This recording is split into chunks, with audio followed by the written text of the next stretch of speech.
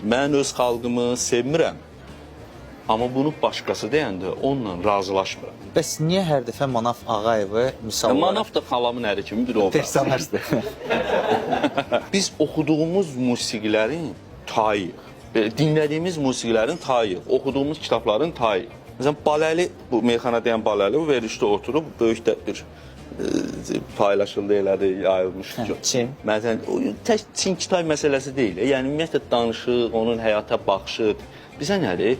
Mənim orada bir nəfərin o düşüncədə, o beyində, o kafada olması yox. Daha çox, onun fanatları da o ağıldadır.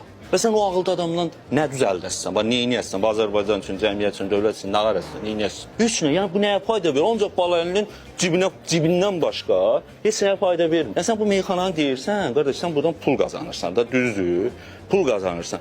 Bu sənə pul qazandırmaqdan başqa bu cəmiyyətə, bu insana, bu dövlətə, bu xalqa nə verir?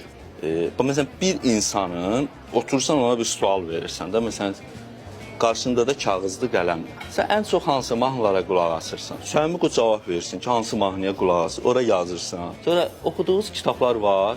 Məsəl üçün qayıdır bir dedektiv müəlliflərdən bir ikisini tutaq ki, adını çəkir. Onu yazsın, oxuduğu kitablar budur. Sonra məsəl üçün hansısa ölkədə olmusunuz, yaxud teatra getmişsiniz, sevdiyiniz müğənnilərdən kimi bir dənə belə bir yazırsan, sonra qayıdıb gedirsən adam haqqında qənaətə gəlirsən.